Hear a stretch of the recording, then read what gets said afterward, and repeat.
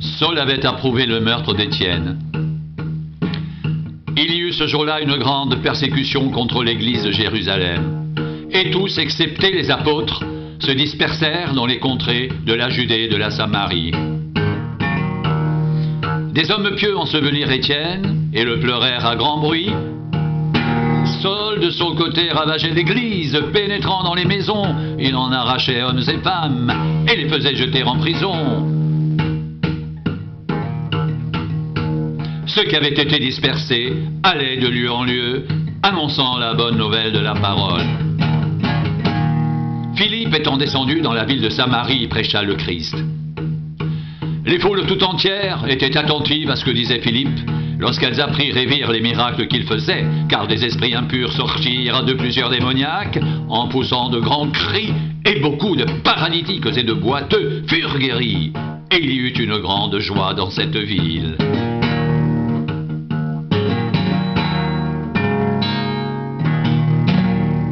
Il y avait auparavant dans la ville un homme nommé Simon, qui, se donnant pour un personnage important, exerçait la magie et provoquait l'étonnement du peuple de la Samarie. Tous, depuis le plus petit jusqu'au plus grand, l'écoutaient attentivement et disaient « Celui-ci est la puissance de Dieu, celle qui s'appelle la Grande ». Il écoutait attentivement parce qu'il les avait longtemps étonnés par ses actes de magie. Mais quand ils eurent cru à Philippe, qui leur annonçait la bonne nouvelle du royaume de Dieu et du nom de Jésus-Christ, hommes et femmes se firent baptiser. Simon lui-même crut, et après avoir été baptisé, il ne quittait plus Philippe, et il voyait avec étonnement les miracles et les grands prodiges qui s'opéraient.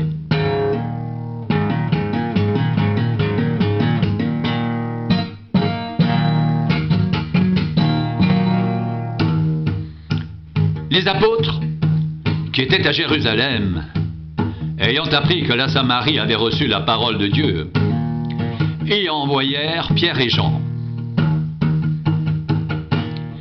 Ceux-ci, arrivés chez les Samaritains, prièrent pour eux afin qu'ils reçoivent le Saint-Esprit, car il n'était pas encore descendu sur aucun d'eux.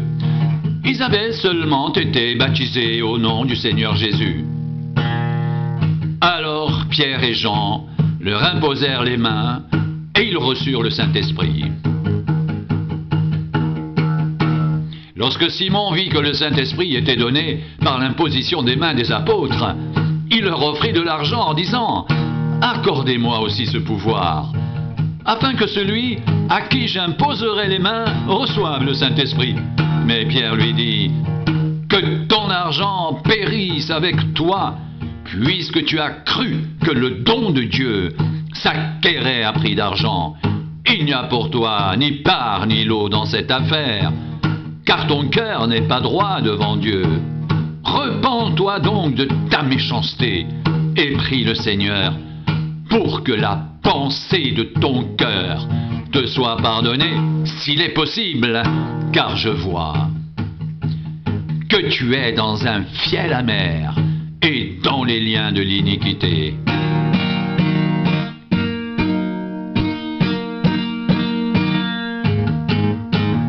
Simon répondit « Priez vous-même le Seigneur pour moi, afin qu'il ne m'arrive rien de ce que vous avez dit. »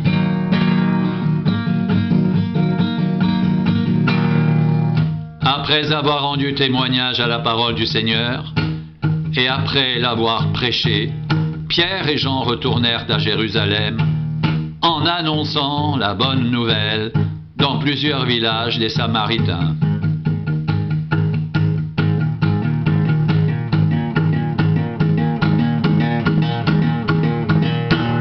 Un ange du Seigneur s'adressant à Philippe lui dit « Lève-toi et va du côté du Midi sur le chemin qui descend de Jérusalem à Gaza, celui qui est désert. » Il se leva et partit.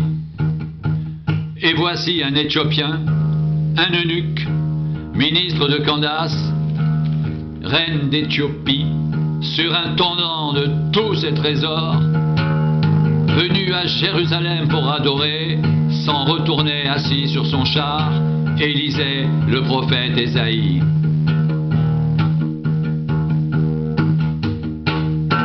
L'Esprit dit à Philippe, « Avance et approche-toi de ce char. » Philippe accourut et entendit l'Éthiopien qui lisait le prophète Ésaïe.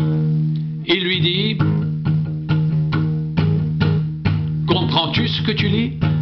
Il répondit, « Comment le pourrais-je si quelqu'un ne me guide ?»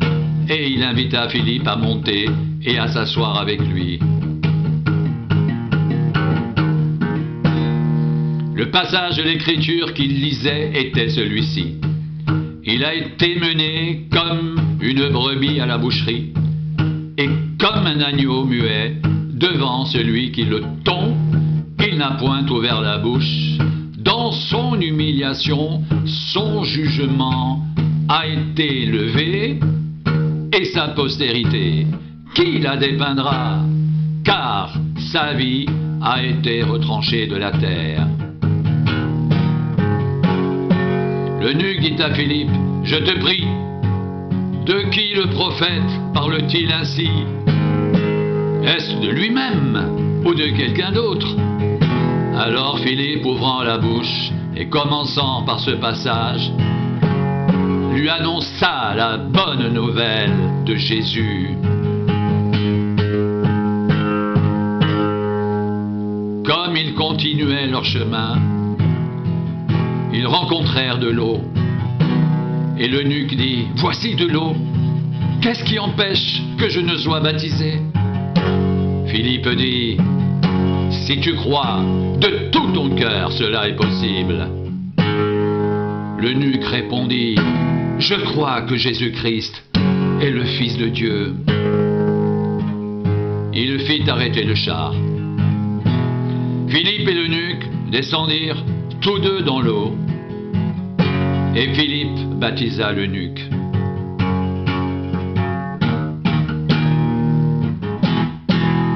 Quand ils furent sortis de l'eau, l'Esprit du Seigneur enleva Philippe, et l'eunuque ne le vit plus, tandis que joyeux, il poursuivait sa route. Philippe se trouva dans Azote, d'où il alla jusqu'à Césarée, en évangélisant toutes les villes par lesquelles il passait.